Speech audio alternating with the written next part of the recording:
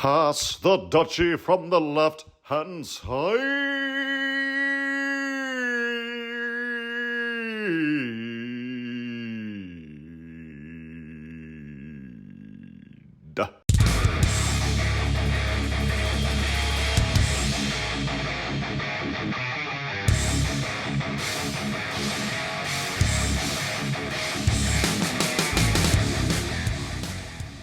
Welcome, everyone, to Superhero Stuff You Should Know. Once again, I am BenMan89, and with me is Bro.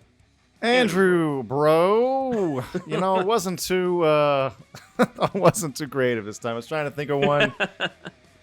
This is like, yeah, whatever. Bro, that's my name. Andrew Bro.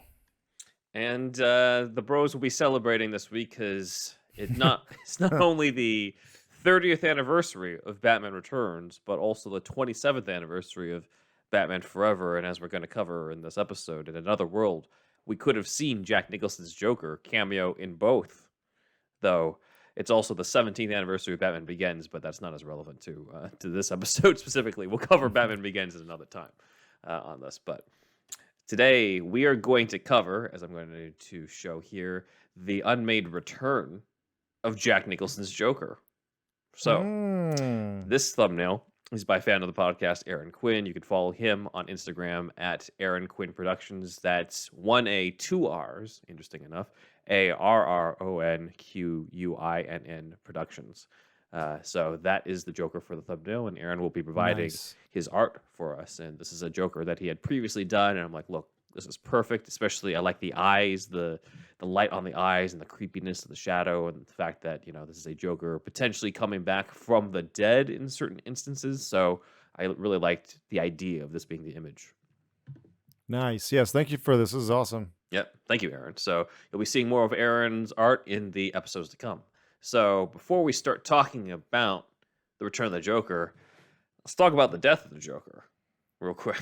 So as we know, Joker's pretty fucking dead at the end of Batman 89. And there's kind of been a small controversy around this decision. You know, David Goyer flat out called it a mistake at one point. And I got a question. I should probably know this by now. Yeah. But is it like a laugh box that's laughing at the end? Yeah, the thing that's in his front pocket in the coat. I'm pretty sure, yeah, that is some sort of laugh box. That just kind of starts going off as he's dead.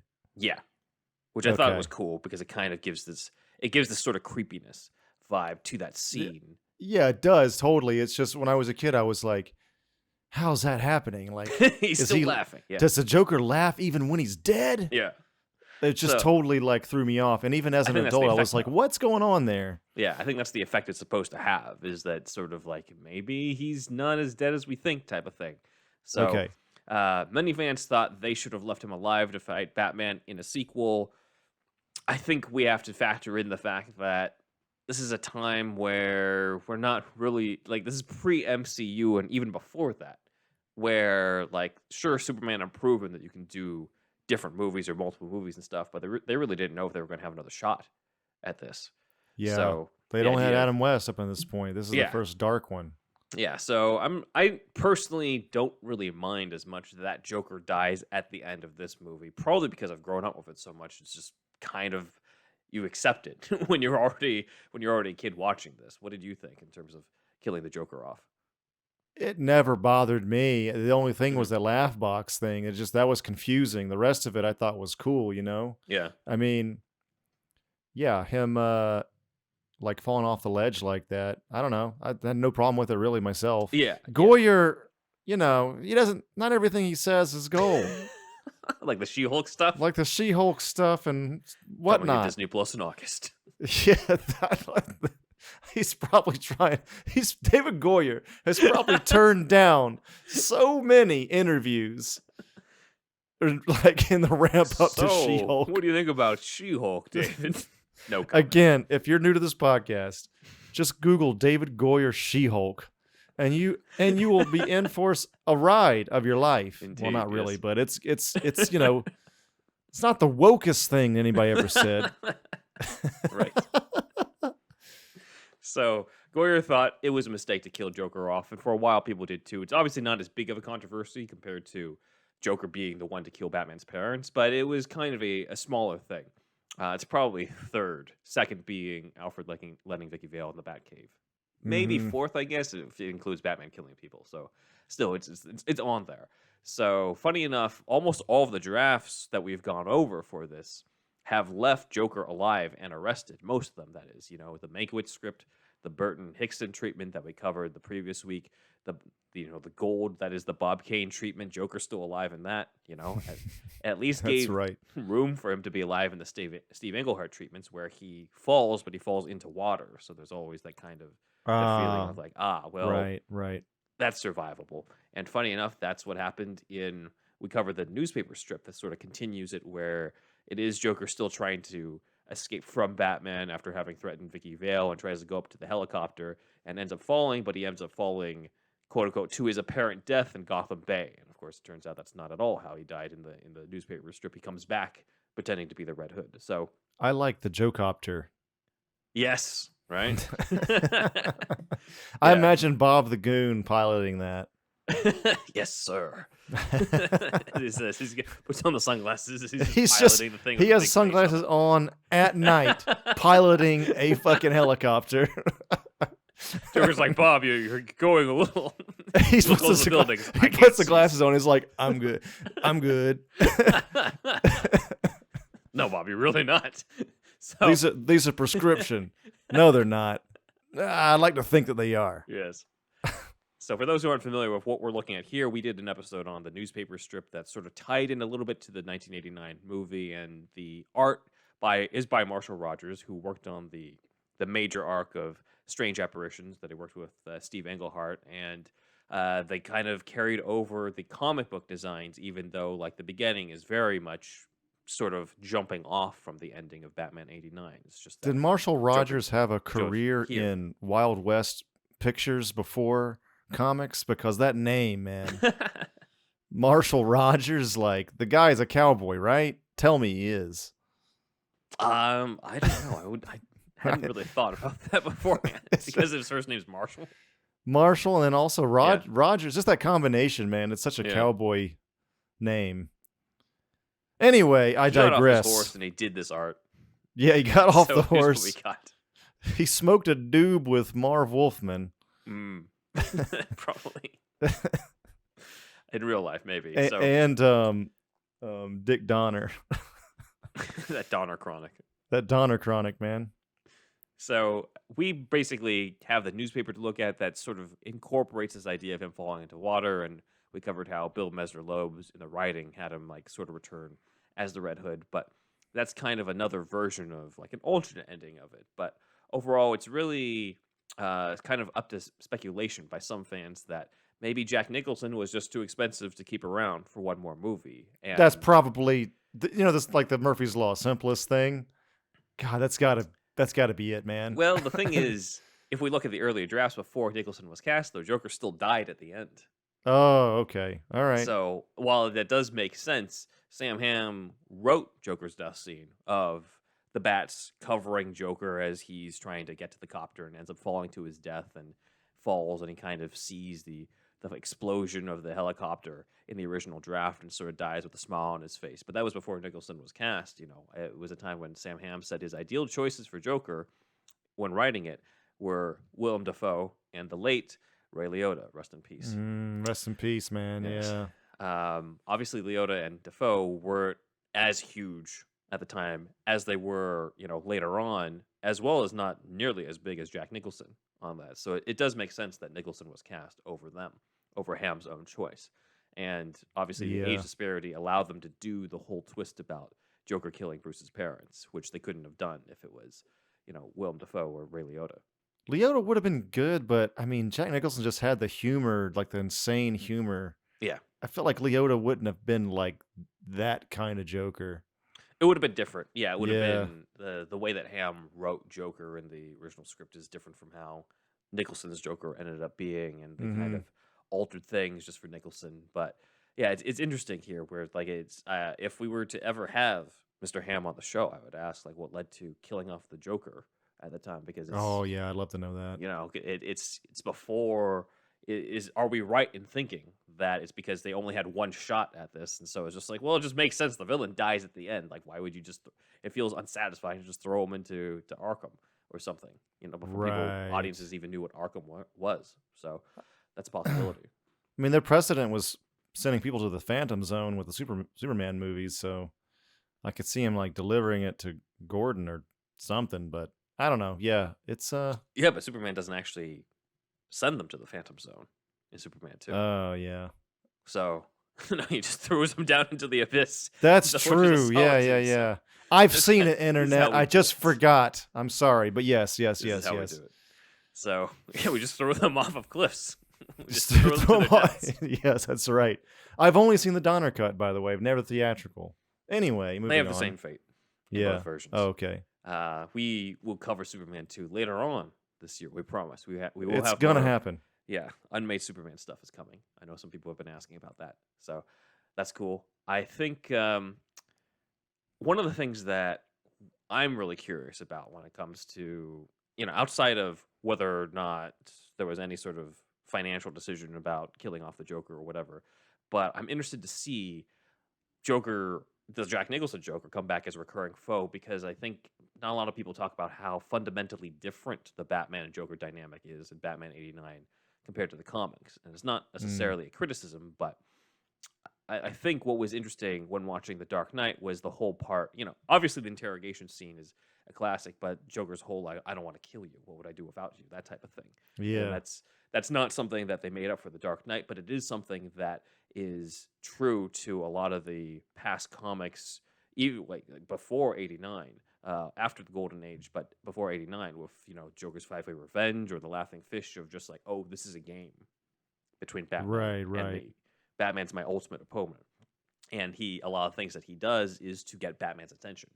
And that dynamic is not there in Batman 89, mainly because it's Batman and Joker in the beginning stages of their career before they can really set aside or Develop a establish that they're the relationship.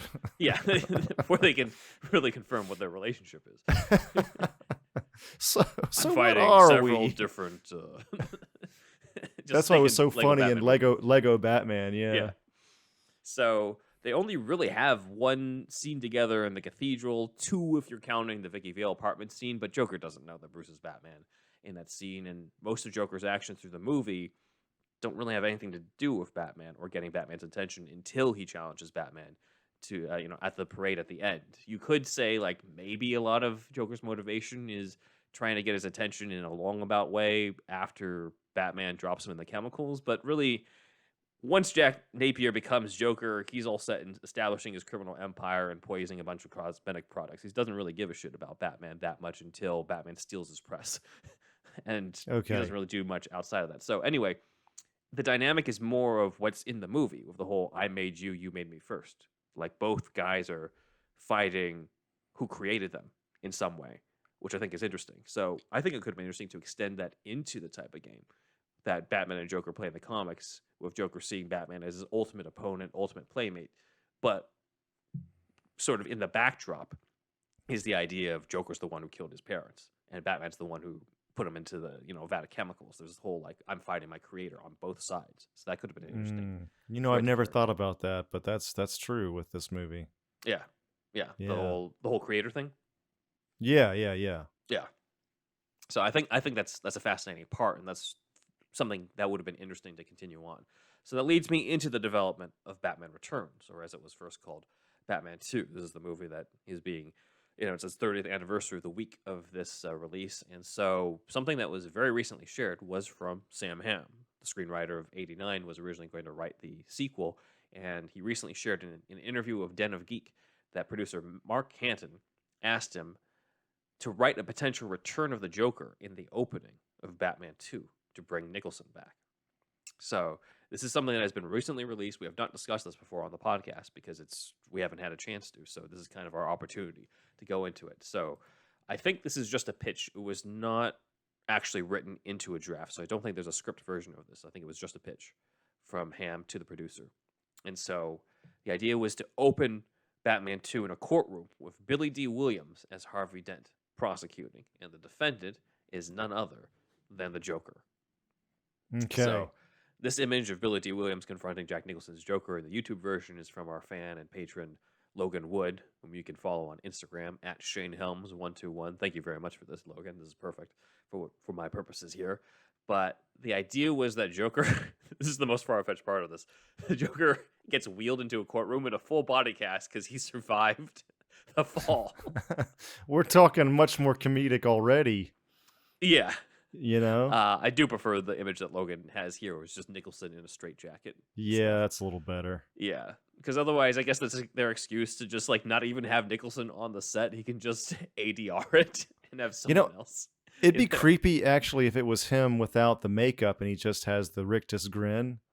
Because he's in a courtroom setting at this point. If they wanted to go back around to creepy, right? Yeah, but he hasn't put on his makeup yet. Yeah, but his makeup is the Flesh makeup in '89. Oh, that's like right. His natural skin. I'm fucking forgetting everything. This I'm sorry. Yes. It'd be creepy if it was Heath Ledger. Yes, Heath Ledger style. Sorry. Yes. Yeah. He puts on skin colored makeup to hide the white. Yes. But this is his natural look in this. So yeah. That's right. That's correct. It also could have been cool. I guess it was a body cast, but all you could see are the eyes. Or maybe they paint that skin tone on him to make him presentable for court. Maybe. And then he starts sweating, or it starts to come off. I don't know. I'm starting to imagine this scene now. Yeah, I'm picturing like different versions of it, whether it's the makeup stuff or the body cast with just the eyes, and you see Nicholson's eyebrows and stuff. Yes. But I do think him in the straitjacket is like the simplest and best visual to go, because you really you don't want it to seem like Jack was too expensive to do anything but ADR, so they just wheeled in some stunt double, So that's not the right move. Him here is fine, and so the Joker is on the stand and brings up that he knows that Batman is somewhere in the audience, and in order to get back at Batman, he, with, quote, the one part of his body that's still working, he presses a trigger that, quote, blows himself, the witnesses, the judge, and everything else to smithereens, and that's how Harvey Dent's face gets scarred. That's crazy. It's insane, yeah. Which also means that we would have seen the death of the Joker again in it, though. Right. I mean, it's an explosion. It could be that he found some other way to get out of it, too. And, I don't know about that. Wounds, but I don't know, yeah. In this courtroom, yeah, is there a jar of piss? There is no jar of piss. Okay, all right. Just wondering, man. I had to ask that for Max Landis. So yes, no, there's no jar of piss in this. Okay. So people may find this slightly familiar, as a version of Harvey Dent prosecuting the Joker was shown in the 1990 newspaper strip that we covered and called the original Batman '89 sequel comic, written by Bill Messner-Loebs with art by Carmine Infantino, a man of consequence, and John Nyberg. That's a man of consequence with a name of consequence. Yes. It was also considered as a plot line for a Batman Begins sequel, with Joker scarring Dent in the courtroom. That's the same interview where Goyer said that killing off the Joker was a mistake in Batman '89. So, but yeah, that is kind of the deleted opening of Batman 2, and unfortunately, due to the fact that the studio wanted somebody who was more well-known than Two-Face, they kind of cut the idea. They vetoed the idea of having Harvey Dent turn into Two-Face in Batman 2, even though, if you think about it, it's perfect. You've already got Billy D. Williams planted in the first movie. It's Batman 2, to tie into Two-Face. Oh, yeah, it would have been good. Yeah, and then, Joker being the one scarring him is kind of a natural fit, considering that Joker was the previous villain. But instead, they're like, no, we want the known villains. Known villains, of course, being the 1966 villains, and Penguin and Catwoman were the choices. So, well, what we got was good, though. Yeah, what we got was good. They managed to make do. So, imagine a world without Pfeiffer's Catwoman. Yeah, that's true. Yeah, or maybe you could have found some way to bring her into the number 2 or 3, but that's true. It might not have been. It definitely wouldn't have been written the way that Pfeiffer was written in Batman Returns, because that was David Waters. Right. So Harvey Dent's turn to Two-Face is written out, and since he's not being turned into Two-Face, Joker's cameo is cut. So that entire opening is gone. However, Hamm did find a way to sneak the character in that would have brought Jack Napier back in a flashback, but not played by Jack Nicholson. So we've kind of covered this before in our Unlimited What? Batman Returns script deep dive. You can find out what Unlimited we're referring to if you don't already know by clicking on In the first second or two, Yes. actually. So, Sam Hamm's Batman 2 script was unmade, and it features the rich families of Gotham getting killed off by Penguin and Catwoman for their Raven statues. Bruce Wayne learns later on that all of the wealthy families, including his own, actually made their fortune off of stolen money many years ago. And so, these Raven statues that they all have inherited point to the location of the original treasure where their wealth comes from. Not fur trapping or whatever the fuck it was in that one script or whatever. Didn't they do like the Waynes were fur trappers or something? Oh, like that's Batman versus Superman. That's what Affleck says. Oh yeah, that's right. Selling Yeah. pelts to the French. Yeah, it's somewhere in my memory. All the knowledge. Yes, the tutelage. I love the setup though of that line because of the whole like the Waynes were hunters part. In Oh BVS. yeah, that's true. It's That's one true. of the better scenes of that movie. And they're working with Jonah Hex and Old West Gotham. Yeah, They never said that, but I like that idea. Yeah, I like. There are a few. I can recommend a few. Maybe we'll have some Patreon coverage of it, of some crossovers of Jonah Hex and the Wayne family. Oh yeah, that's cool. So Bruce denies that his father, Thomas Wayne, would ever, take part in keeping the secret and living off the stolen money. And he finds out that is the reason why the Waynes were killed. And so we then would have seen archive footage of young Jack Napier, not played by, Jack Nicholson, but played by British actor Hugo E. Blick, as we saw in '89, gutting down the Waynes, and demonstrating that Jack Napier was not just a random mugger, he was a hired gunman. He was a contract killer, contracted by the other four families of Gotham. So it might seem like, oh, wait a minute, there's another twist in the death of the Waynes, but this is actually very true to what Bill Finger did in his run of Batman. So Bill Finger in the 40s revealed that Joe Chill killed Batman's parents, and then a decade later, in the 1950s, he revealed that Joe Chill was hired by Lou Moxon. So it's not really that different to do it in the next movie here. Right. That's cool. So, yeah, this would have been the only real presence that Joker had in Hamm's script before it was then tossed out and replaced by Daniel Waters' draft for Batman Returns, which completely cut any reference to the Joker because Tim Burton did not want just any connection to Batman '89 whatsoever in Batman Returns, just due to having a hard time on the first movie. So pretty much, yeah. He didn't want any, I guess we were lucky to get any references to Vicky Vale, but other than just bringing back Keaton, Michael Goff, and Pat Hingle, and, just the general stuff of the designs and Danny Elfman's score, it was pretty much like him trying to make his own thing. There's something more Burton-y about Returns than '89 somehow. I can't place my finger on it, but obviously it does feel like mainly him. Yeah. The tone, there's a lot of different elements that are more Burton, and '89 has a lot more stuff where Burton is being filtered through the studio or the other. Well, Burton always, like we talk about a lot on this podcast, he is quite whimsical despite how macabre he might be at times. Mm-hmm. And '89 is, well, I guess the Joker's whimsical, but there's a lot more whimsy in Batman Returns. Yeah. There's something more lighthearted about it. In '89, it's a bunch of fights at the top of a cathedral, and then somebody falls to their deaths. Batman Returns, you've got a whole bunch of penguins with rocket launchers on their backs going in the middle of Times Square. You don't really picture that's going to be the ending of the next movie when you watch '89. I could see Burton in the fucking pitch room, talking to the writers, I just need penguins that has some goddamn rocket launchers on them, and then a big-ass rubber ducky. All right, Tim, you got it. Well, Daniel Waters made it work. they made it work. Somehow they made it work. And the darkest thing I want in this, I need fucking black bile just coming out of the fucking penguin's mouth. You got it, Tim. All right, Tim. We'll see what we can do. Mm-hmm. It's pretty. Yeah, it seems like that is some combination of Waters and Burton working together to create a really dark fairy tale, which is what the feeling is when you watch Batman Returns. It's more fairy tale-esque than '89 is, for sure. Which has a lot more noir to it. Yes. Dick Tracy came out around the same time, right? Yeah, a year later. A year later. I think I had the VHS for that, but I was That's another one this is I watched good, a lot, but not Batman. Yeah. I felt the same way, even though I watched it just as much. Oh, really? I only saw it a couple times, probably. I need to revisit that. I think I was so young. I don't think I understood why all the characters looked like that. I was like, what's going on with these people? Because the Batman and Joker, I just already knew. You just accept it. Yeah, and I didn't more, read Dick famous. Tracy. I wasn't watching Yeah. Dick Tracy cartoons and shit.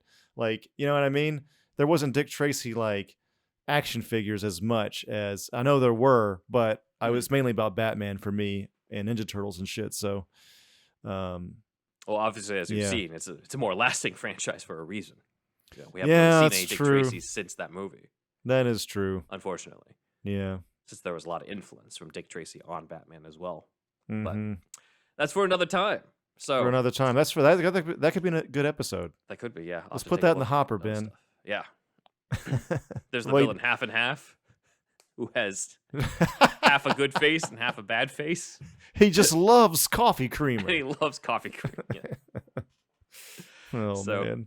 Batman Returns is not the only anniversary the week of this release. It's also Batman Forever's anniversary, and this is not the only attempt they made in trying to bring the Joker back through archive footage. So in the final film of Batman Forever, the most we got was the shot meant to replicate the Jack Napier shooter. We've got the long trench coat. We've got the gloved hand shooting the gun, the same type of gun. We've got the slick back hair. Notice how like this is different from the regular comic book image where there's usually like the newsboy cap on Joe Chill, and he's usually he looks a lot more like a street mugger as opposed to this guy who basically looks like a hitman. He looks like he's been paid to take a hit out on you in this.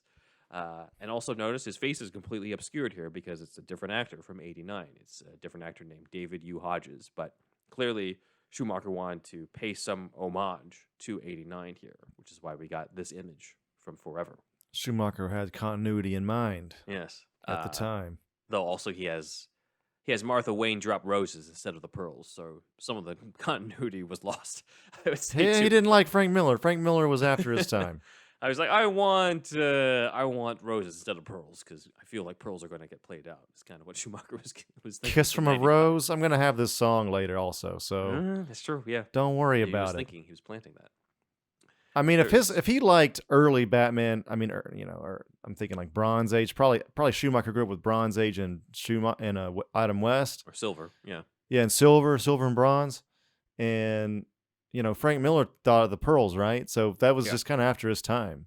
Yeah, no, definitely. Though I mean, there is the Dark Knight Returns influence anyway on the giant bat in the cave thing. So I think it was just Schumacher trying to tie into the Rose thing as well as have a different shortcut because it's one of the few, or one of the only really ones to have a different shortcut of the Wayne murders. Like once you see comic panels of the pearls, the necklace falling apart and the pearls scattering to the ground, you already know what Bruce is thinking about.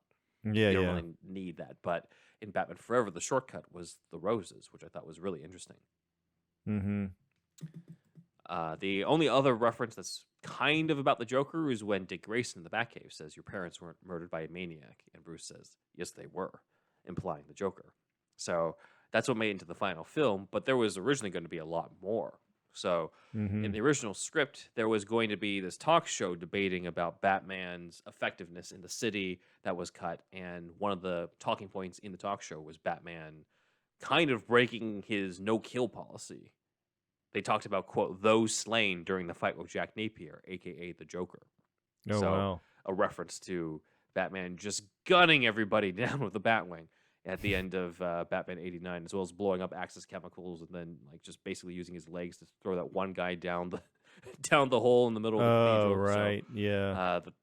Keaton definitely racks up a body count at the end of the movie after not really racking one up beforehand in the earlier parts. So some say that is because he's fueled by the vengeance towards the man he realizes is the one who killed his parents. So I think that's a legit interpretation on it. For why he does that. But Batman Forever was originally supposed to sort of address that in some way. So we have that. And then later on, there was the deleted scene we talked about in our Release the Schumacher cut episode where Bruce considers retiring in the Batcave. And in the version that was shot that's available in the deleted scenes on the DVD Blu-ray, the one that we saw, where Michael Goff's Alfred is talking, he says, "Your parents are avenged," sort of implying Joker, but the original script was even more overt. Bruce was specifically going to say, quote, Jack Napier is dead. So Okay. that would have been interesting. I wonder if they cut this because of the change in actors, where they're just like, we don't want to be too overt about the references to Michael Keaton's reign when it's not Michael Keaton.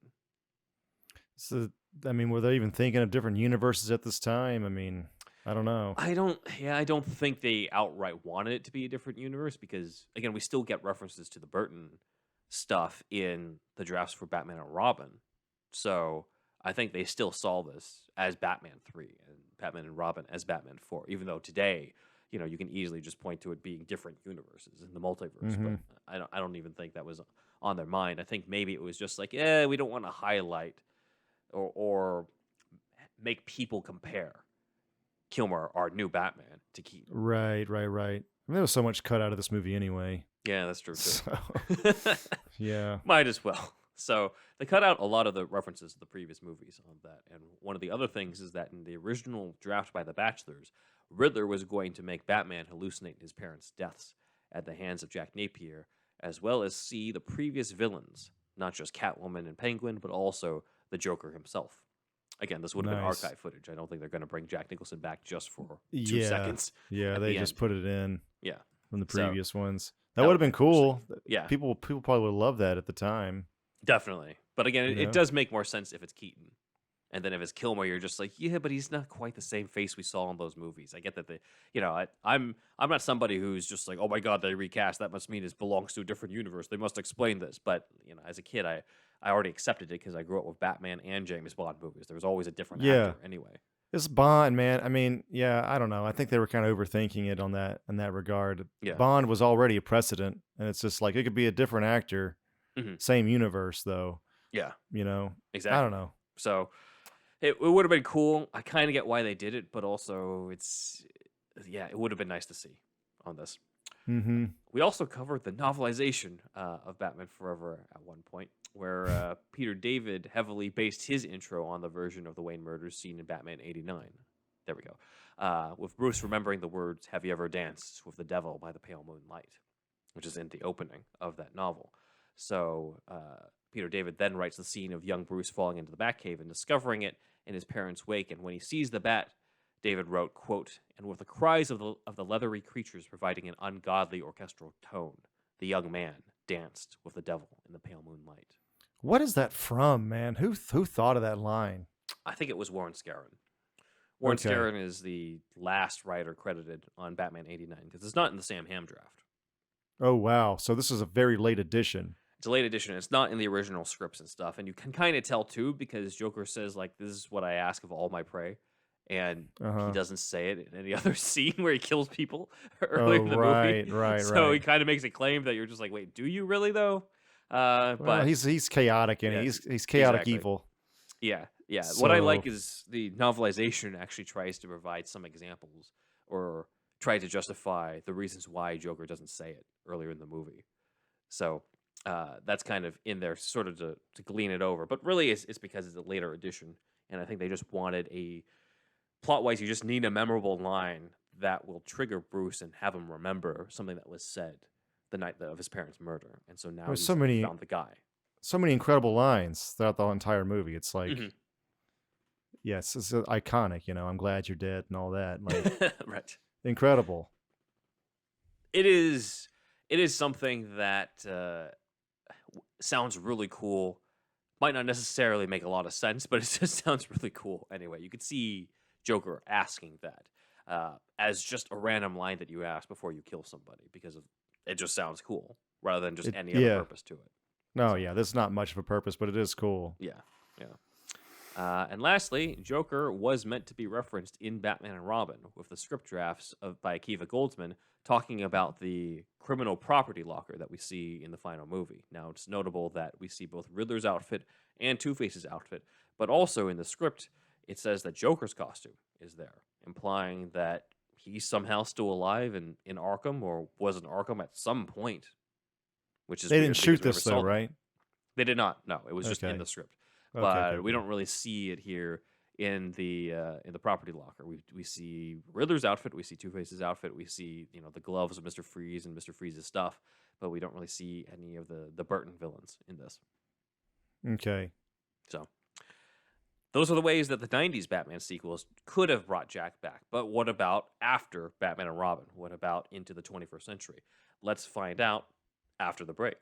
On the Hardcore Gaming 101 podcast, we ask the tough questions. Killing a Rayman, whatever that may be, is that really so bad? Like, No, is he even alive? Like, do we know?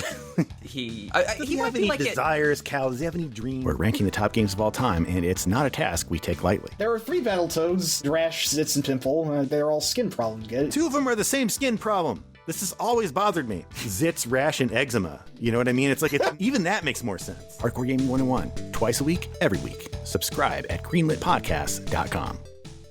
We're the Spirit Hunters, and we're a show that treats Hunter x Hunter and Yu Yu Hakusho's author as the center of the universe. Some weeks we do linguistic analysis. So the Chinese meaning of this character is to smelt or refine, but so the changed meaning in Japanese it means to temper. Other times we get absolutely smashed. So we take one shot every time. Yusuke uses the ray gun. 1 hour later. This is the least coherent episode.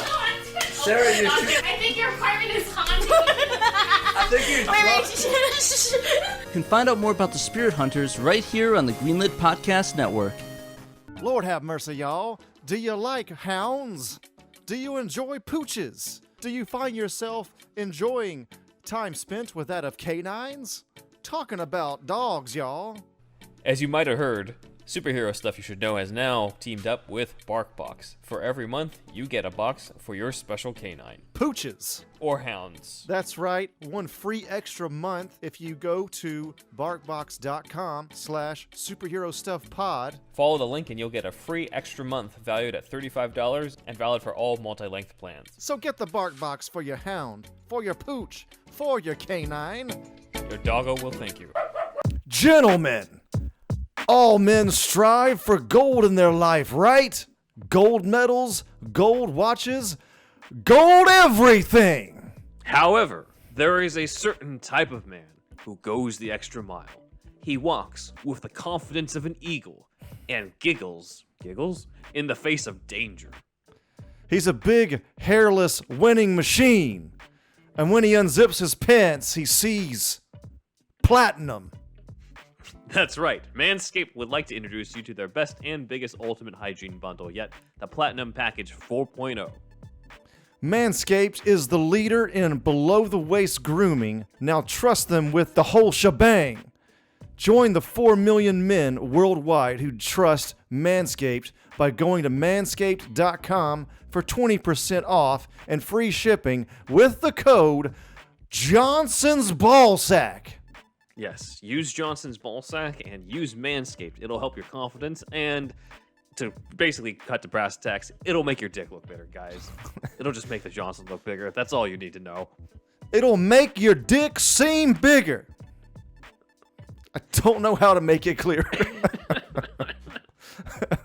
So Johnson's Ballsack, that's the code at checkout at manscaped.com. Manscaped's brand new Platinum Package 4.0 is the biggest bundle they've ever offered, giving you a bulk discount on Manscaped's top product. The Manscaped Platinum Package 4.0 is the one-stop shop for the man who deserves it all. They designed this package to allow you to fully align your entire hygiene routine with elite products. Inside this Platinum Package, you'll find their Lawnmower 4.0 trimmer, Weed Whacker ear and nose hair trimmer, Ultra Premium Body Wash, Ultra Premium 2-in-1 shampoo plus conditioner, Ultra Premium deodorant, Crop Preserver anti-chafing ball deodorant, Crop Reviver ball spray toner, anti-chafing boxers, and the Shed travel bag to hold your goods while traveling. The Lawnmower 4.0 body trimmer and Weed Whacker nose and air hair trimmer feature proprietary advanced skin-safe technology to protect your delicate parts and holes. Both are waterproof, so you can shave with less mess. In addition to shaving, you can now completely upgrade your shower routine with the Ultra Premium Body Wash and Ultra Premium 2-in-1 shampoo and conditioner. You'll have your skin and hair feeling hydrated and smelling fresh. Don't forget to apply their aluminum-free, ultra-premium deodorant for that cologne-quality scent on the go. But it's not just your pits that stank. Your balls can stank too. Thankfully, the Crop Preserver Bald Deodorant and Crop Reviver Bald Toner can solve this problem for you. Once they touch your sack, you'll never go back. Tone the balls, y'all. Manscaped even threw in 2 free gifts to their Platinum Package 4.0. The Manscaped Boxers and the Shed Travel Bag. Bring your comfort in boxers to another level. The Platinum Package 4.0 covers all the bases from head to toe. The best bang for your shebang. Get 20% off and free shipping with the code Johnson's Ballsack at manscaped.com. That's 20% off with free shipping at manscaped.com and use the code Johnson's Ballsack. It's time you enjoyed the finer things in life and get yourself a Platinum Package for your Platinum Package. Eliminate clutter and embrace the freedom of HyperX wireless gaming gear for PC and console. Power through all the great monthly PlayStation Plus games with the Cloud Stinger Core Wireless for PlayStation. Enjoy lightweight comfort with the reliable wireless freedom so you won't miss plot points when you head to the fridge. High-quality HyperX wireless products can be found at most fine retailers, as well as online at Target, Best Buy, and Amazon, or you can shop for them directly at hyperx.com and hp.com. And we're back and ready to discuss the return of Jack Nicholson's Joker in other ways that we saw. But before we go into kind of the potential resurrections of Jack Nicholson's Joker, I did want to bring up a successful semi-attempt at bringing the 1989 Joker back to life from the dead. The video game. Oh, man. Batman Return of the Joker, as Andrew thoroughly covered. Yes. Yes, in great detail. Yes, in the retro video game coverage. So check out that episode if you haven't already and want to hear us talk about that video game. But this was not formally, a resurrection of Jack Nicholson's Joker type of thing. It was a video game released after the Batman 89 video game. And, since it was the next video game after that, and it's called Return of the Joker, and the designs of the Batmobile and the Batwing are the same as the ones in the 89 movie and video game. It kind of feels like it's sort of a sequel, but it's not officially on that. So anyway, check out that episode if you guys want to hear more of us talking about that one. So moving further along, however, the Batman franchise seemingly gets put on pause with Batman and Robin. Everybody says that George Clooney and Joel Schumacher killed the franchise. Clearly in 2022 with like 10 different Batmen on film, TV, and podcasts, that franchise is definitely thriving. Right. But during the development of Batman and Robin, during basically the production of it, screenwriter Mark Protosevich writes Batman Unchained, commonly misinterpreted to be Batman Triumphant. But Batman Unchained was written to have George Clooney's Batman face off against the Scarecrow. Scarecrow would throw Batman into Arkham Asylum, where he'd hallucinate most of the previous villains, with the hope that the big one he'd hallucinate would be none other than the Joker himself. To demonstrate that, we're showing a panel from Batman Enigma done by friends of the podcast, former guests Eric Elliott, and art by Ian Miller here. Same guys who did the Batman vs. Godzilla comic. So they brought this idea to life in their fan-made comic, so check them out. And of course, we see here Joker emerges through the fear gas asking, have you ever danced with the devil in the pale moonlight? So that's pretty awesome here. Funny enough, the idea of Batman fighting Scarecrow while also hallucinating a dead Joker is going to sound very familiar to Arkham Knight fans. So maybe they were inspired by this Unmade script. I don't know. Interesting connection, though. It's possible. Yeah. So we've had a few different ways of bringing Jack's Joker back. We have, to recap, him actually surviving the fall, which is probably the most fantasy-based version of this. Right. Really. We've had flashbacks, like in Hamm's script. We've had hallucinations, like with the Batman Forever script and the Batman Unchained script. But when Batman Unchained falls through, there was one point talking about resurrecting the Joker. So we kind of talked about this when we discussed the idea of, is the Joker supernatural, when we did that crossover with Cryptid Campfire. And the Joker in his early days seemed to have a knack for coming back from the dead. So for those who aren't super familiar with the Golden Age Joker, the Joker was originally meant to be killed off in his second story, The Joker Returns, where he's fighting Batman and he accidentally stabs himself. So, just like Batman has some growing pains and, his glider crashes through the bridge and the Batman, Joker had some growing pains too in terms of how to use a knife properly in a fight. Oh, man, a little bit too chaotic there. Yeah. Jack? Too much chaos. Oh, man. So originally they're just like, he's a one and done. He's dead at the end of the second story in the same issue of Batman #1. But the saving grace is DC editor Whitney Ellsworth. Whitney Ellsworth is the same man who is like, you know what? Batman shouldn't kill. So this man knew what he was talking about. So not only did he establish the Batman no-kill rule, but he also said, you should let the Joker live. You should let him be a big villain. And without Ellsworth, we wouldn't have Batman's no-kill rule, and we wouldn't have the Joker still today. And those are major, major moments. You would not have one of the central conflict of Batman versus Joker stories, of Joker trying to tempt Batman into killing him and Batman refusing and stuff. That would just not be there. There was a time where Joker wasn't his main villain, right? Yeah, because they were just kind of just throwing different villains at him. I mean, an argument could be made that his main villain for a time in the Golden Age was Hugo Strange. Okay, right. Hugo Strange it's was Golden in, like, Age. 3 or 4 stories, and Joker shows up twice in the same issue and dies at this point in the development in it. So, oh man, not funny. Exactly. So Ellsworth is like, you should bring this guy back. So at the last minute, they add a panel where a doctor brings up this man. He's still alive and he's going to live. So he's still alive and he's going to live. What is also cool? He's about still this alive panel, and he's going to stay alive. Look, alive. We get the point, Doctor. So alive as in not dead. I get it. The Joker starts laughing on the fucking bed. Oh shit, dude. What's also cool here is the Joker in this panel. You see him shirtless for the first time, and like, the rest of his skin is white.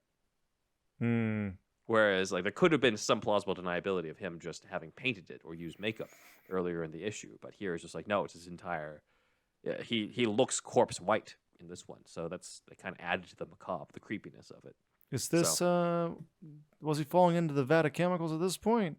Not yet. They hadn't revealed that yet. Oh yeah, okay. So a lot of people are just like, well, the Joker, he didn't have an origin when he first appeared, so the Joker shouldn't have an origin. I'm just like, well, Batman didn't have an origin when he first appeared, and neither did Catwoman, and neither did Penguin, and it took Penguin way longer to get an origin story than it did the Joker to get his, vat of chemicals story. So it's just how stories were told at the time. They just thought of him because they liked that ride at Coney Island. Yes, or they liked the fact that the Shadow had a clown-themed villain too.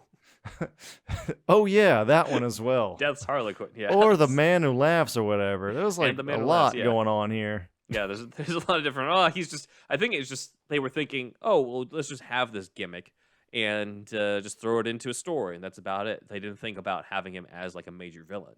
To Bill Finger, I think Hugo Strange was the main villain because it's Professor Strange, and he saw Batman as a Sherlock Holmes type, so it's like Batman's Sherlock Holmes, and Professor Moriarty is Holmes's foe, and so it's Professor Moriarty and Professor Strange, that type of connection. Right. To that. But clearly, Joker won out, and I think it's a testament to the fact that it's a gimmick that really works with the clown stuff. It adds to the idea of us being afraid of clowns, and the contrast. Oh yeah, for sure. It just lends it so much more than And I say this as the biggest Hugo Strange fan, but the contrast between Batman and Joker is so much more than the contrast between Batman and some bald guy in a goatee. Well, Batman himself hardly ever tells a joke. Also, right? He doesn't. Batman hardly ever laughs. He's mostly the straight man. Yeah, he does. Straight man.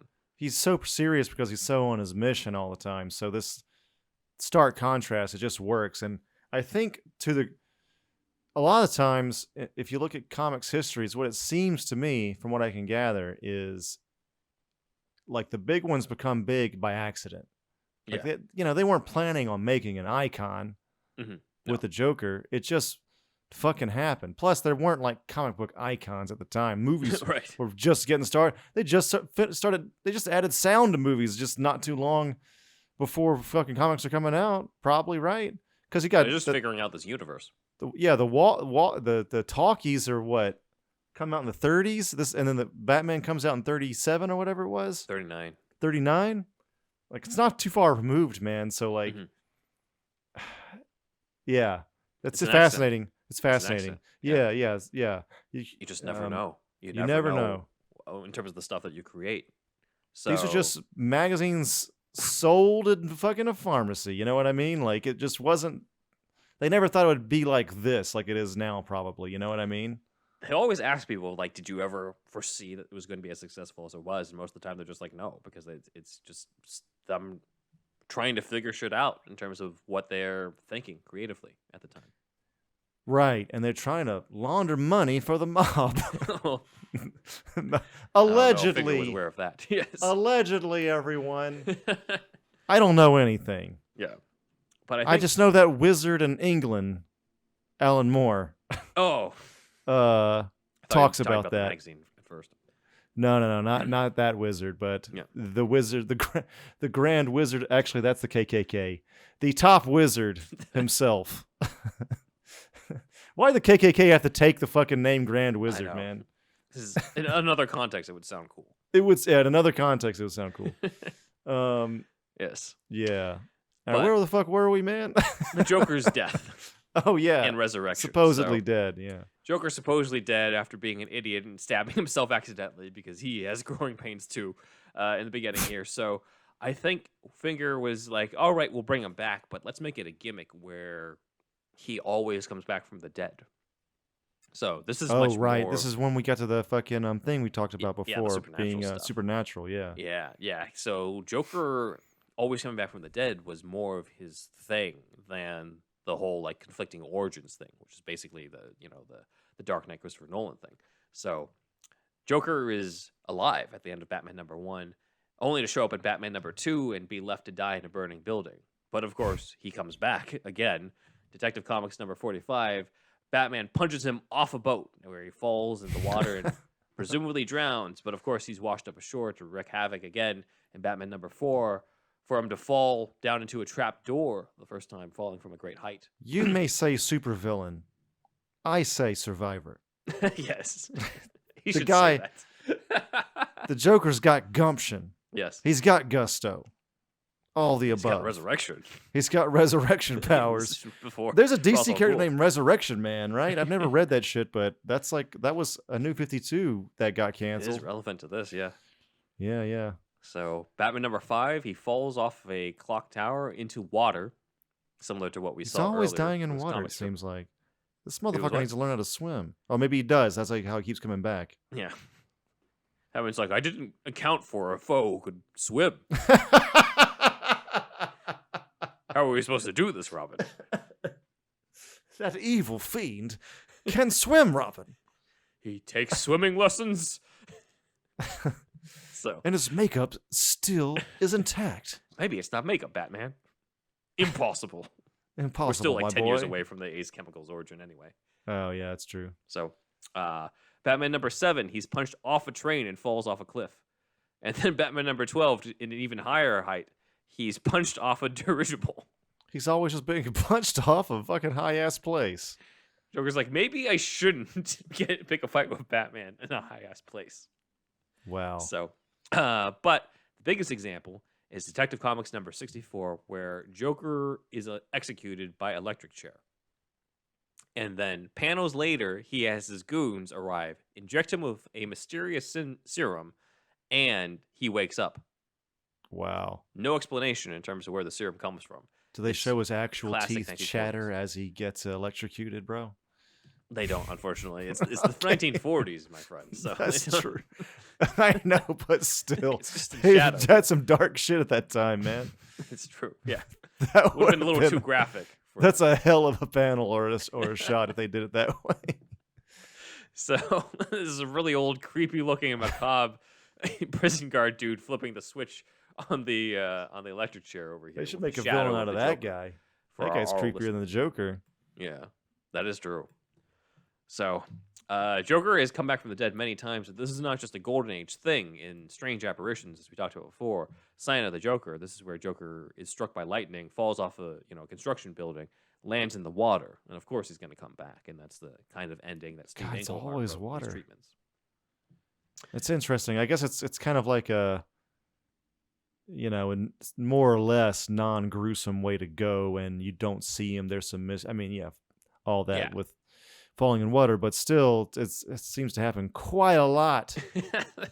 But I guess it's like whenever he falls in water, I know for a fact he's going to come back. It would have been interesting for them to bring back a Joker. I mean, there was some talk that Ledger would have been back, right, for Dark Knight Returns. I think they originally wanted, Goyer said they wanted 2 and 3 to be Joker for the second movie. Then Joker gets captured. And then the third movie is Joker creating Two-Face by scarring Dent in the courtroom. And then, obviously, they scrapped that once they wrote The Dark Knight and had him become Two-Face already by the end and have Joker contribute to that. So, Nolan has always been vocal about how he doesn't really plan out the next one in between movies. So unless he was actually lying about that and had a third movie planned out, it's kind of comes down to stuff that they might have been brainstorming that they had to throw out once. Obviously, Heath was not able to return because he passed away. Yeah, man. So that's all we know. He would have at least been in that little courtroom scene with all the villains. The Joker would have been in the courtroom scene with all the villains in that one part. It could have been cool if they did that. I feel like once you put him in the movie, you gotta have him in there more than just that one scene. He's gotta that's true. Play different roles. I think it's Channel Awesome. They did a rewrite of Dark Knight Rises in which what if Heath Ledger's Joker was in the Dark Knight Rises and he was for a good part of it, and that was actually pretty cool what they did with that. So check that out. I'll put the link in our show notes for that one.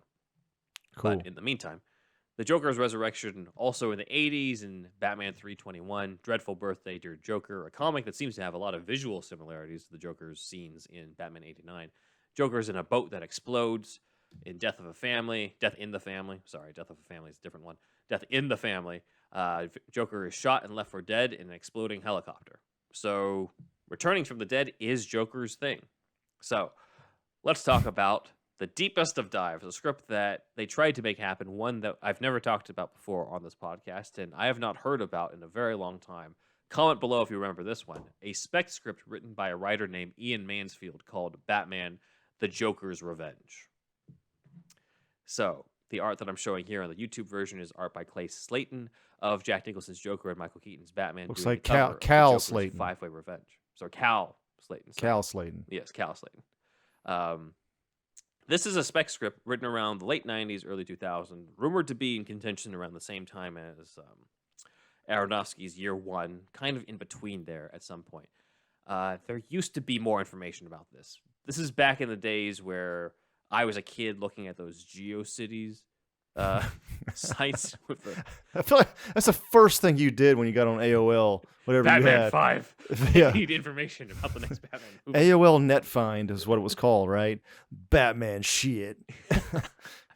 Or it was Netscape Navigator or something. Oh, Netscape. Okay, you were Netscape family. We were the basic bitches. We had AOL, man. Yeah.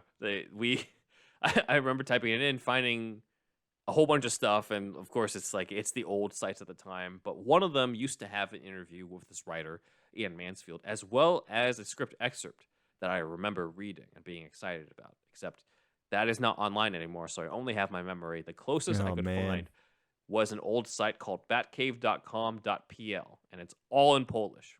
So ran it through the Bat Computer's translator, and it claims based if the translator, aka Google Translate, is correct, it says that the script is mostly a sequel to Batman 89, with one scene taking place in the morgue a few hours after the Joker's death from the fall at the end of the first movie. The site confirms something that I do remember reading in the script excerpt, in that Batman would face off against a villain who has a cameo, Mr. Zsasz. So that could be interesting. And you're going to love this. It also would have featured Clayface. Wow. With that, they didn't have the technology really at the time, man, but... Probably not. Closer in 99, 2000 than they probably would have in the late 80s, but still. Yeah, it's cool. It's it needs to happen eventually, but yeah, that's awesome. I remember reading specifically that one of the inspirations for this was Batman issue number 159, The Great Clayface Joker Feud, which is obviously a Clayface versus Joker story.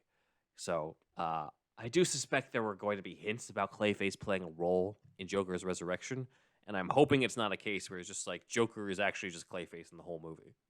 So Right. because that would just be lame. It's like it's the Joker's revenge, but not really. Joker's dead. And it's Clayface. It's like, I don't know. man. That's Jack Nicholson playing Clayface, playing the Joker. I don't know. So another possibility is Man. like maybe Clayface helped Joker fake his death, and it was actually Clayface who took the fall. As Joker went somewhere and he else. could survive it. Because notice in the movie, Joker puts on the glasses. Like, he says, "You wouldn't hit a guy with glasses, would you?" Keaton punches him. Joker goes over the edge, and then you don't see him again. And then later on, Joker's hands come up, grab Batman and Vicky, and it's that Joker who is dancing around and ends up on the helicopter. So my theory is maybe the script was going to say that the real Joker did the whole glasses thing, goes over, then Clayface takes over as Joker on top of the cathedral because Joker knows that Batman's out to kill him. That would have been a hell of a twist, dude. Like, would no have one would have seen that coming. Especially, this is pre-BTAS, so Yeah. definitely only the hardest of the hardcore know who Clayface is at this time. It is. It basically would have been a huge Deus Machina that they would have gotten away with because A, we love Clayface, and B, just the joy of having Jack Nicholson's Joker back would have kind of Right. offset the whole, like, this is a little contrived to say, like, Clayface stood in for him when Clayface was not even planned it at all in that Right. movie. But we'll allow it. We'll allow it because we want this to happen. Right. So, other information we have on this is that, according to the translation from the Bat Computer, the Batcave was supposed to be similar to the one from the Dick Sprang period comics. We would have had the large penny, the dinosaur, the Joker card, the giant Joker card, maybe in the style of 89, who knows? And then it says that Commissioner Gordon was supposed to be very different from the Burton Schumacher movies and more like the one in Batman the Animated Series. I love this art, by the way. It's so fun. Like, Dick Sprang. this Dick could Sprang be a poster. It probably was a poster. Put it up in a kid's room Mhm. or your own room. You know what I mean? It's Yeah. great. Yeah, I it's a very crowded Batcave, but it definitely speaks to, like, this is a Batman that's had a career. Yeah, and, it's a crowded, but it's fun. It's really fun. Yeah. Yeah. It's got that magic of the Silver Age to it. Yes. It also says the most important action scenes were to take place in a Gotham Park and a tropical casino. Interesting. So, Tropical Casino.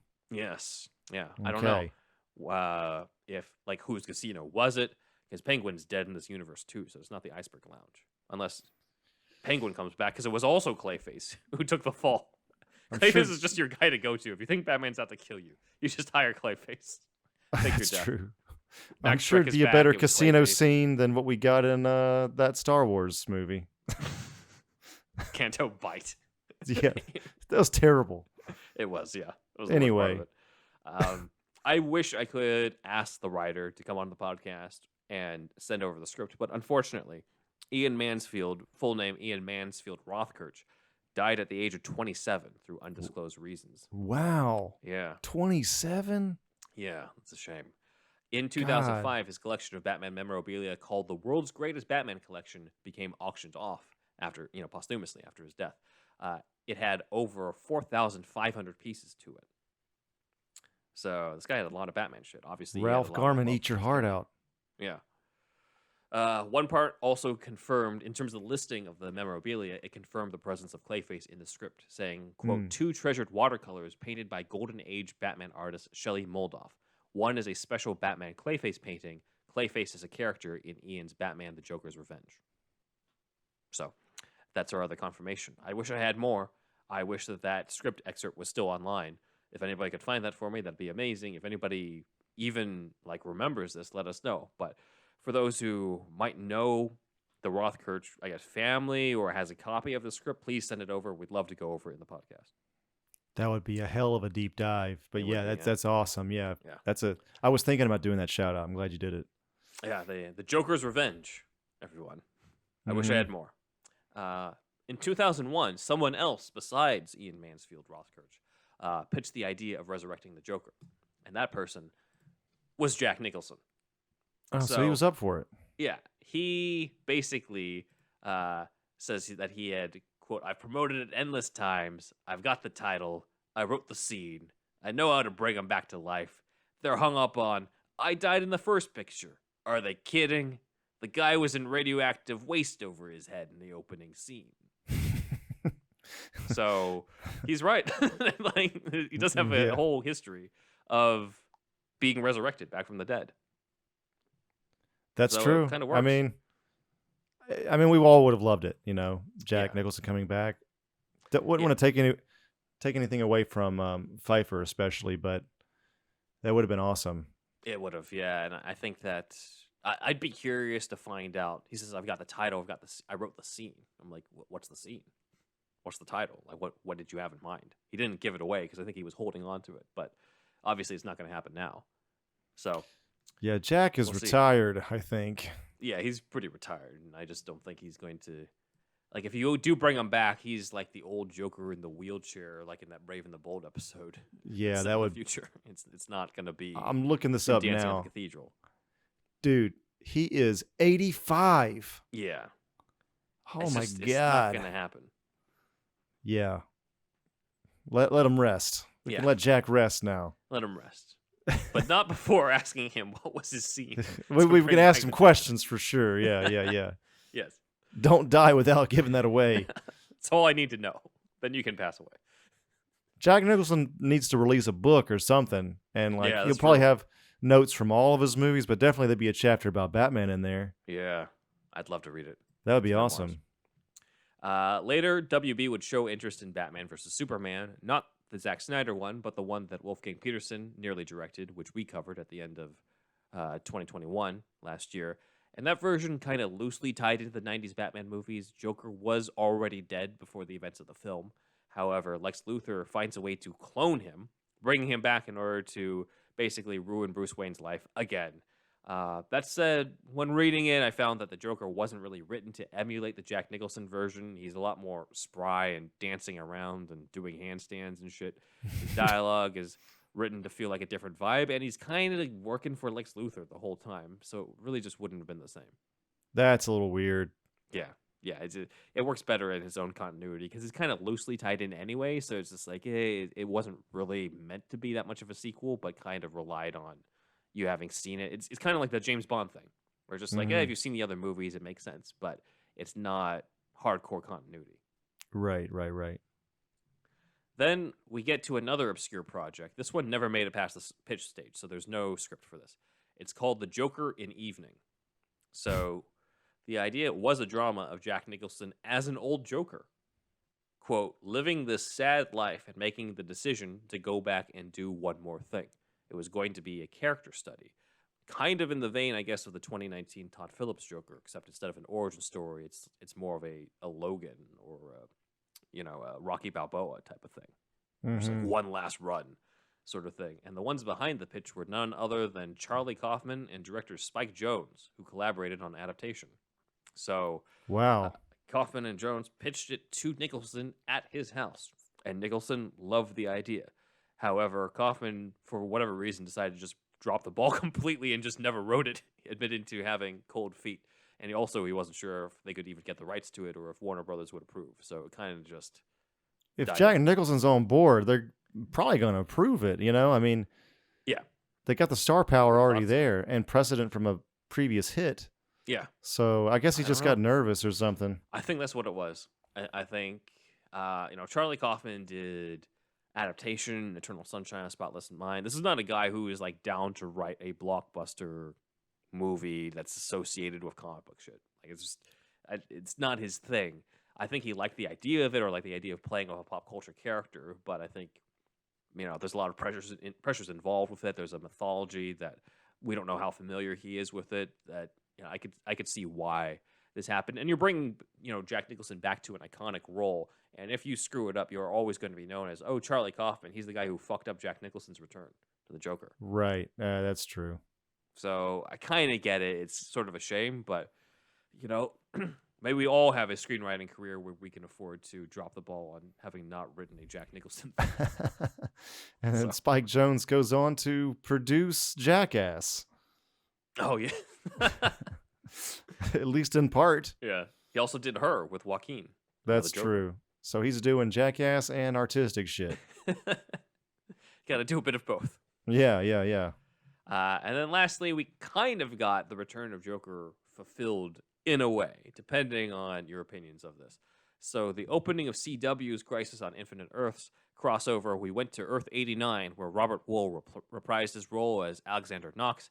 And in the opening, he's reading a newspaper of the Gotham City Gazette with the headline, Batman Captures Joker. Now, wow. Alexander Knox is obviously older in this version. They did not try to de-age him, partially because this is the CW. They do not have the Marvel technology for doing that. Yeah. So it's clearly meant to take place many years after 89. But I think many fans find this to be questionable in canon, since the bat signal they show doesn't really match the one in the Burton movies. The newspaper is the Gotham City Gazette as opposed to the Gotham Globe in the 89 movies. And, well, let's face it, a lot of people kind of hate the CW superhero shows, with the exception of Superman and Lois, which is amazing, and probably choose to ignore it. So this likely will not ever be addressed. I think it's just there as an Easter egg. I don't think they're trying to set up Jack Nicholson's resurrection or return, because there's all these crazy things that came from this were just like, maybe, Jack Nicholson's Joker is back, but since he's retired, he's going to come back in a different actor, and a different actor is going to channel Jack Nicholson's Joker.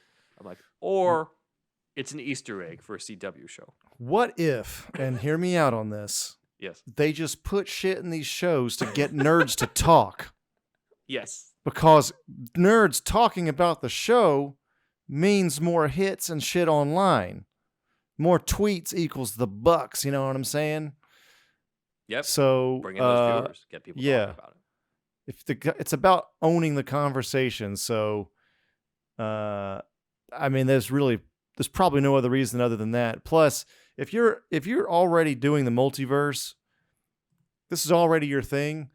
Mm-hmm. You have an infinite amount of universes. So, if you want to really have an actual explanation for this, it would be a universe very similar to that of Batman 89's universe, but with some changes from that as well. It's not that exact one, but it's sort of close to it. Infinite number of universes means infinite possibilities, right? Yep. So there you go. There's the pseudoscience explanation for it. Yeah, no, I agree with you on that. Yeah. I think it's just there to get people talking. And if you want, you can just say, hey, that it's a different continuity. It's a different Earth and stuff. We've talked before about how, like, you know what? The Schumacher movies are in a different world now from the Burton ones, and it might actually be better for it on that. Because I've always sort of viewed it like that. Yeah. Yeah. It does. So it sort of feels that way when you watch them anyway. So you might as well lean into it and have that as your headcanon. Whatever the case is, that's kind of the last stamp in terms of bringing Jack Nicholson's Joker back. Out of these, was there one that you thought would have been like a big missed opportunity? The Game Boy one. No, I mean, like missed opportunity. I mean, I don't know. It's tough. I mean, the one where Joker blows himself up and causes Two-Face is pretty crazy, and like you can kind of see it, but that would mean he doesn't get to play with his playmate anymore. But yeah, unless he finds a way to, like, he's in some sort of ejector seat that goes off, and then there's another one that goes the bomb, and so he escapes, so that the third one or fourth one or whatever, you can bring Jack back whenever after he's healed from his wounds or whatever. Right. And think about this. It's sort of a cold open. I've already seen the movie, you guys. You got Joker in a straitjacket. It's like a courtroom drama kind of thing. It's more or less cold. There's been some credits shown, but that's about it. And then, boom, he blows up. And then it cuts to black, and it starts fucking Elfman music. Dun, Yeah. dun, dun, dun, dun, dun, dun, Yeah. dun, dun. Yeah. Batman Then 2. Then you have your Batman 2, you have your credits in earnest starting, and then after the credits you have the opening credits, you have Two-Face in the hospital or whatever. Him in the hospital. That's like your next shot. Mm-hmm. And then you're like, "Oh shit, they're really doing it." You know what I mean? That would have been awesome, honestly. So yeah, that's my answer. That's the one that sticks with me. It would have been a more insane cold open than the one in Batman Returns, which is still great, but compared to Jack Nicholson just blowing himself up and creating Billy D. Williams as Two-Face, it doesn't quite hold the same candle to it. No, it doesn't. The whole crime begets crime kind of thing too. It just works on a lot of levels. Yeah. So I do like that one. I think for me, it's definitely me wondering what the Joker's Revenge would have been like, the Ian Mansfield one. Mm-hmm. Because and that's partially my nostalgia as a kid, looking at the internet and being excited about the idea of like, oh my God, like, what if the sequel to Batman and Robin is Jack Nicholson and Michael Keaton coming back to face off again? Were you going through different web rings? Remember that shit? Yes. Batman web rings and shit, dude? I'd go through all sorts of ones with like badly photoshopped posters, which of course I thought looked amazing at the time. It was the first time that I'd ever seen those, fan art. Yeah, I was like 96. There's not much Photoshop in the first place. Yeah. Of course it's incredible. And like, GeoCities, such nostalgia for that time of the internet, dude. Oh my God. If you're too young to have experienced that, I feel bad for you. It was so low tech, but great. Yeah. Yeah. Let us know if you're from that era. If you were like me and looked at all the different ones, there was like Fabio 2's Batman 5 page and stuff. That's awesome, dude. There's all sorts of things, and you could just picture like the spinning Batman graphic. Oh yeah. If you have like, screenshots or something, or you took Polaroids of your computer screen, scan them in and show us of these GeoCities websites that are no longer with us. That would be awesome. My main thing, and I'm not like, I say this all the time. I'm more of a superhero fan than Star Wars fan. But when the Phantom Menace trailer came out, I remember this is like the early AOL days. I start loading the trailer online, and then we went to Walmart. I didn't tell my parents I left the computer on, left the internet on, and then we came back from Walmart, and it was almost done loading the goddamn trailer. That was that's an early internet memory for me. We are so spoiled with streaming. Dude, we've come quite a long way. Just remembering tying up the phone line too, just so you can download a trailer. Oh yeah. Yeah.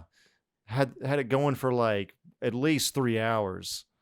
Jesus. I don't know if I was caught. Anyway, yeah. I don't remember getting punished for that one, but yeah, that was one thing I did. Wonderful times with the internet. So yeah, Yes. I'd love for anybody out there to come back and have more information on this one, or have the script, or even just remembering it the way that I remember it for the Joker's Revenge. But until then, that is superhero stuff you should know. Big thanks to our assistant Dan for gathering all the visuals for this YouTube experience. We also have a post-credits sequence here. We did not cover every single deleted scene of Batman Returns, apparently. I recently found this, so this is another special treat for those celebrating the Batman Returns 30th anniversary. There was a deleted scene involving the organ grinder and his monkey. We gotta tell Zach about this. So it's found on the trading cards that we're showing here on the YouTube version, where it's basically the organ grinder and the monkey just sort of loitering around on the street. And it says, maybe it's time to make a withdrawal on the bottom.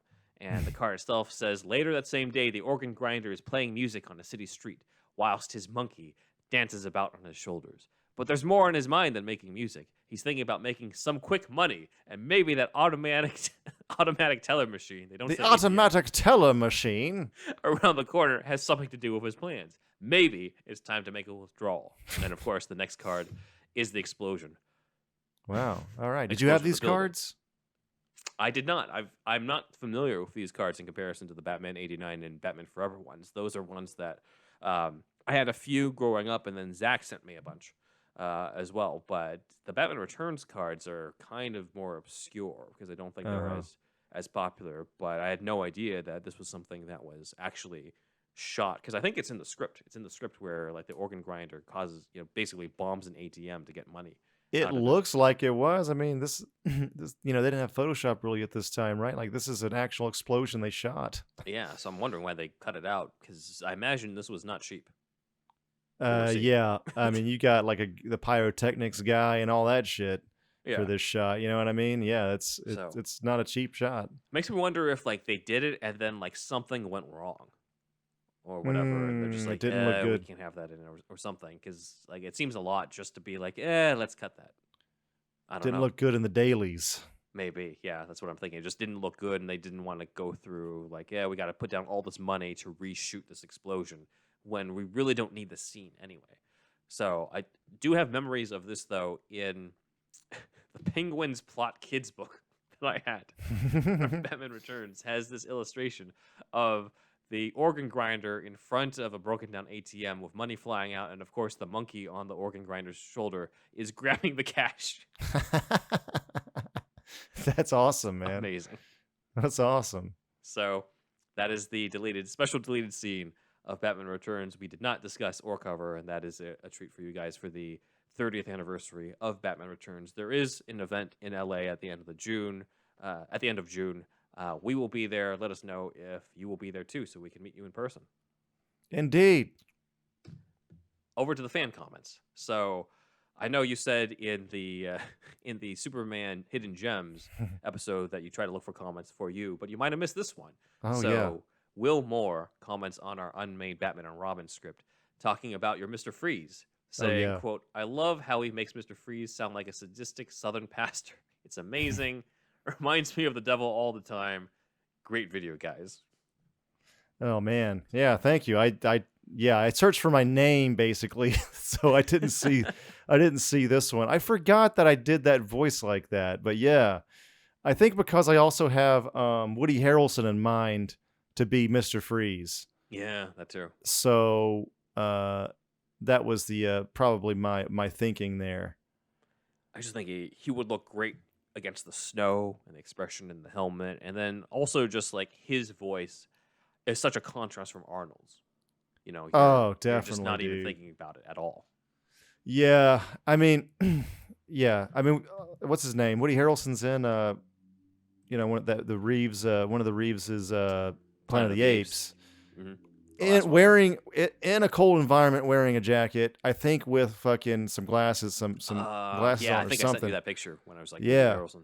Yeah, he's bald too. You know what I mean? It's just, I feel like it could really work. I know he's already been Carnage, but that's Marvel. Yeah. Let's get him over across the pond over into DC. I don't feel like I'm the only one that thinks it. I think he'd be really cool, Mr. Freeze. So yeah. Pun intended. Yes, very cool. Yes. Halsey, one of our patrons, commented on the Superman Hidden Gems episode. So these are his recommendations. I decided to include it in the main show as well as the Patreon episode, because this is definitely worth reading. For me, the 3 Superman books that don't get mentioned enough are Hunter/Prey. I love when Superman being off-world, fighting in an element where he's not that super and has to use his brain to succeed. And who doesn't want to see a Doomsday rematch? Yes, this is the comic where Superman gets to fight Doomsday again. This is their rematch after the Death of Superman arc. So I haven't read this one. I've read, I think the first 2 issues, or maybe I did read it. I think I remember reading part of it, and because of stuff that we were working on, I didn't get to finish the rest. So I definitely need to go back to it. Right. The other one is Speeding Bullets, which we've talked about before. I need to read this fucking book, man. It's been on my list forever. I might read this tonight. Let's do it. We'll do a Patreon at some point. Yeah. Second best Elseworlds book behind Gotham by Gaslight. It shares some similar tones to Reeves' The Batman, as he has to learn to be a symbol of hope instead of fear. Great story. Oh, yeah, I could see that. Superman Batman mix that we get in that Elseworlds, so that's cool. That's cool. Yep. And Superman number 84 from 1993, The Death of Cat Grant's Son. Here are the true Superman is back. Clark, via Supergirl, has a semi-plausible story that brings him back to life. Everything's good and happy. And then comes Toymaker doing what he does. The cover alone is terrifying. And to see Superman deal with not only the death of a friend's child, but to deal with the fact that no matter how much power he has, he cannot save everyone. He can't even save one child he was searching for. Great arc. That sounds dark as fuck. But it's a good dark one. I wouldn't want, as for a comic, it sounds great, but I always think about how it could be in a movie, and I feel like that you wouldn't want a Superman movie to end like that for sure. No. That'd be darker than even Man of Steel. Yeah, this is fine for an episode of Superman and Lois. Right. But yeah. not for like a full-on movie. But that's also why these are the good comics. That's why single issues are worth checking out, because that's the medium that these characters were originally created for, were these sort of single issue stories, right? That is Big true. arcs, and sometimes, or a lot of the times, really, they end up working better because that's what it was made for. That's why for Patreon, I had a lot easier time gathering single issues to be in terms of my top single issues before going into the arcs, because the arcs I'm just like, there's always some flaw to the arcs. There's just like yes. 13 issues in and that's the ending. Really? It's kind of like TV shows, right? Like very few times do you hear people like, oh, the finale of the series was awesome. Most of the time they hate it. Oh, but dude, Game of Thrones, man. The finale, my the God. finale of a movie people love. So That's there's true. something to be said Often. about like long form storytelling kind of works because of different reasons than the shorter form. Breaking Bad brought it home. It did bring it home. It did bring it Yeah. home. But I would say it wasn't like an amazing finale. It was just kind of just like, okay, this makes sense for what it is, and it feels right. It Best felt TV right. finale ever. Go. I don't know if I have one. It's tough, right? Yeah, exactly. It's what I brought up. They better. I'll put it Next this- Generation has a good one. Ooh. I've heard people complain about Quantum Leaps, but I remember when I saw that shit as a kid, I thought it was incredible. I thought Breaking Bad was pretty good. It was good. I again, won't say that it's the best possible. I'm thinking more like finale of all time. classic, because lately TV's gotten better than it used to be. But yeah, I don't know. I'll say this one. They better stick the ending of Cobra Kai. Oh, dude, yeah, they got to land that that kick. Because every really single well. season has been so good, better than the previous one, which was already good. So I'm just like, this better end well, whenever they dude. choose to do it. Wolfie also, Stefan, he told me he had a great comment too, because I'm making Amano Recon and talking about Power Rangers and shit. And Netflix has bought Power Rangers. They're doing something with Power Rangers, like their own series, and like that's the tone, the Cobra Kai tone. It's like you could just transfer that over, just kind of copy a lot of Cobra Kai and make Power Rangers for that kind of thing. Amano Recon will be a lot darker, but the Cobra Kai tone, it's a huge hit. You can be that cheesy and still have really good heart and good storytelling. And I feel like I thought that was a pretty good comment from him. I thought I think that it really shows how to do the legacy sequel, the sequel that's like decades later, where you're just like, this is just an excuse to bring these actors back. But and it used to be with Indiana Jones and the Kingdom of Crystal Skull. You're just like, okay, Lord. Yeah, but then you see this, and then you see Top Gun Maverick, and you're like, oh my God. Whoa, This we're is better probably than not the going to talk original. about this too much, but damn, Top Gun Maverick was good as fuck. Best movie of the year. Oh my God, I don't know if we're going to top that gun, boy. I mean, tell you. I want a Superman movie as emotional as that movie. Oh yeah, are you kidding me? And And oh yeah, Come you're Home, right. Sir. You're right. Yeah, you Yeah. bring him home, all that kind of shit. Yeah. Yeah, come on, dude. Yeah, where you feel the danger of it, and you want him to save everybody and all that type of stuff. I'm just like, oh my God, if they do a Superman movie like this emotional, it's going to be the best one of all time. Get Chris McQuarrie to fucking rewrite it, whatever, because he's the guy that supposedly rewrote the draft that they had for Top Gun 2. And I feel like they were even rewriting it as they were shooting it.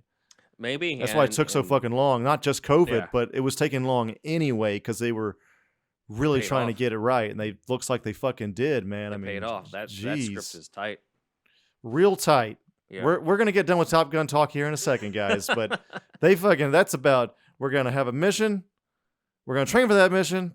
Then we're going to go to that mission. I'm not going to spoil it, but you know what I mean? Yeah. And it's just kind of simple and great. McQuarrie apparently tried to pitch DC projects, and they said no. Well, DC doesn't always make the best decisions. I know. Do they? They need to fucking really get... Zaslav is this guy from Discovery, somebody that's taken over recently. He's the guy that's talking about bringing back Superman and shit. Mhm.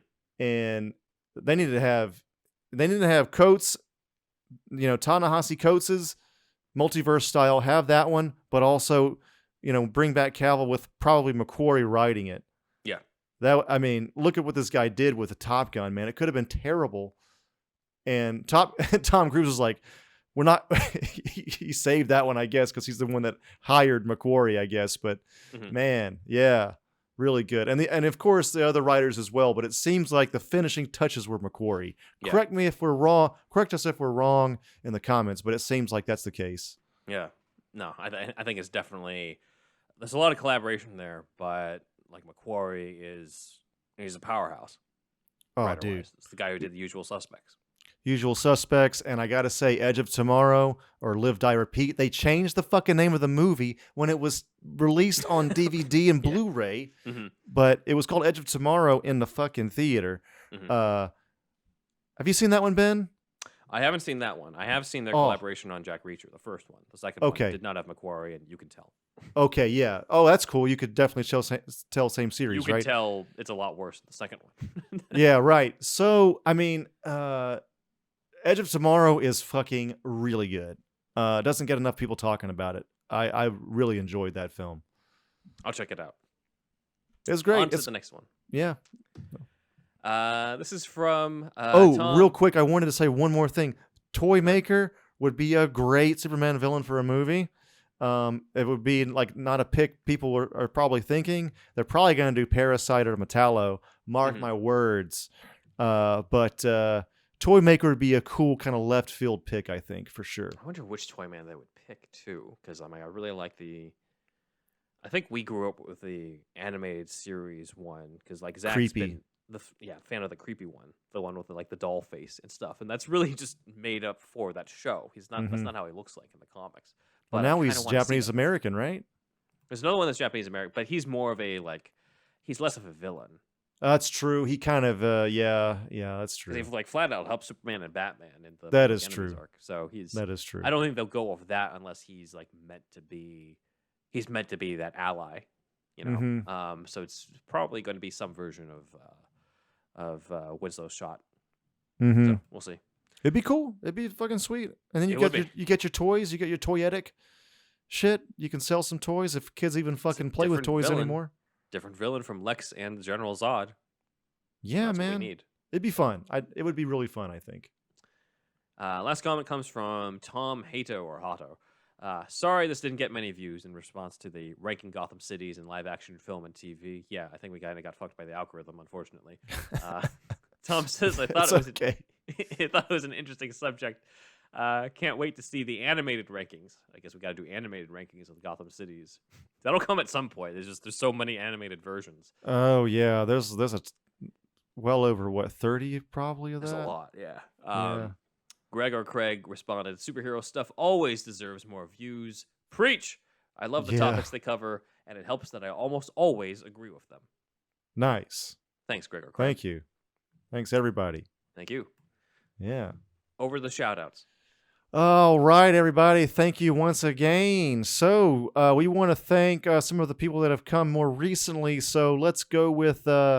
we want to thank Maurice D, Jonathan, Robert H, R.D, Decade W, Josh M, Benjamin V, Chris F, and Michael S. Also, thanks, everybody. We have one more who just joined. I just saw this. Oh, shit. Let's get him on the board. Wyatt M. Wyatt M, another Wyatt. I feel like we had a Wyatt before. All right. Thank you, Wyatt M, as well. Coming in at the last, just before the buzzer. Really. And the rest are on the visual here. Check out the board on YouTube if you're aural.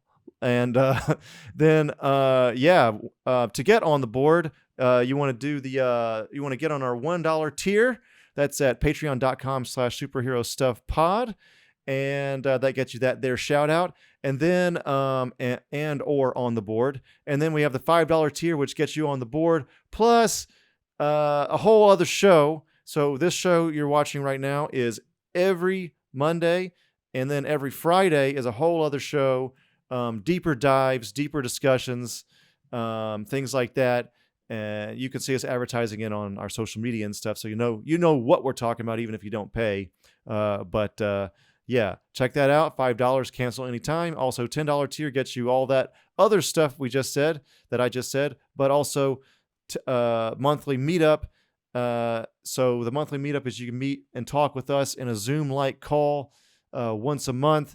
And basically, we have a discussion, we have a topic at hand, but also just kind of to chat with everybody in a group setting online. And then check out our merch, superhousepod.redbubble.com, superherostuffpod.threadless.com, mug, shirt, shower curtains, artwork by Stefan Santa Cruz. And then, please send us some audio, superhousepodcast@gmail.com.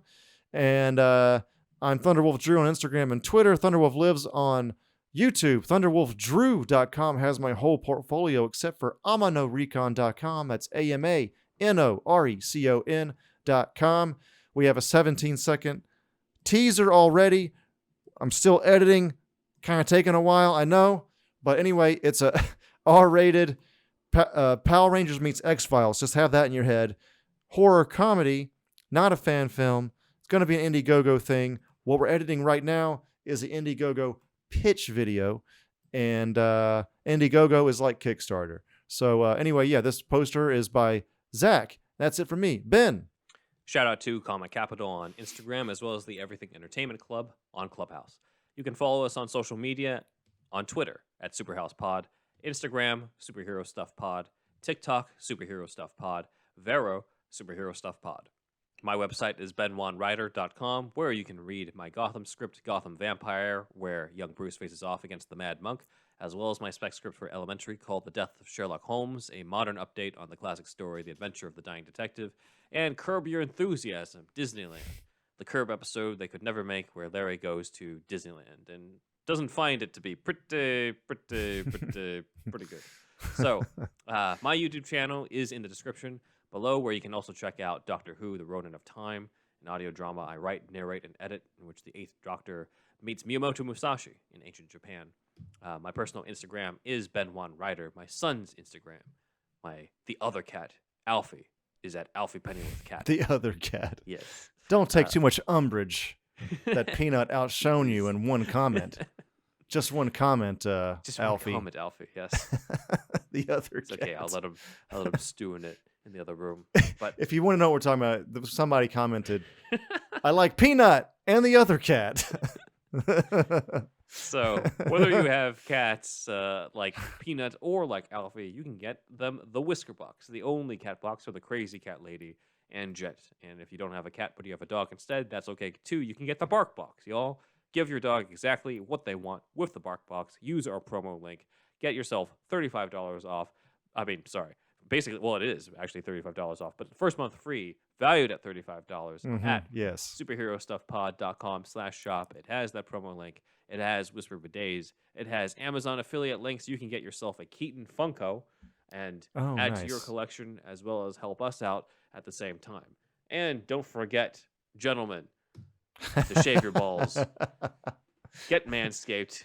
20% off, free shipping, using the promo code Johnson's Ballsack at manscaped.com. Johnson's Ballsack. You please use that code. If you want your dick to seem bigger, first impressions are everything, right?